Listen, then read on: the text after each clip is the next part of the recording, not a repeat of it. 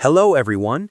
Today we are going to talk about an amazing woodworking tool called the wood lathe machine. A wood lathe machine is used to shape wood by rotating it at high speed. In this process, a piece of wood spins while a cutting tool removes extra material. This method is known as wood turning, and it allows craftsmen to create smooth and perfectly round wooden shapes.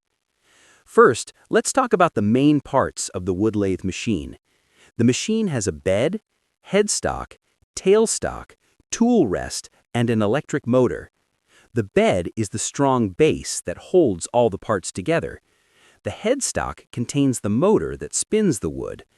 The tailstock supports the other end of the wood piece so it stays steady during operation. The tool rest is where the cutting tool is placed for better control. Now, let's see how the machine works.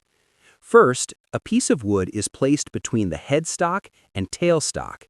The wood must be fixed tightly so it does not move. After that, the machine is turned on and the wood starts spinning very fast. Next, the operator uses a sharp cutting tool and gently presses it against the rotating wood. As the tool touches the surface, small pieces of wood are removed.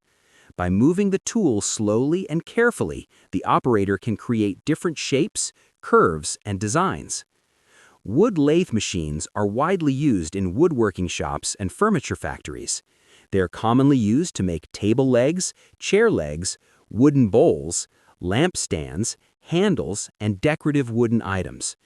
One of the biggest advantages of this machine is its ability to create perfectly round and symmetrical shapes. It also saves time and increases productivity compared to manual carving. However, safety is very important when using a wood lathe machine. The operator should always wear safety goggles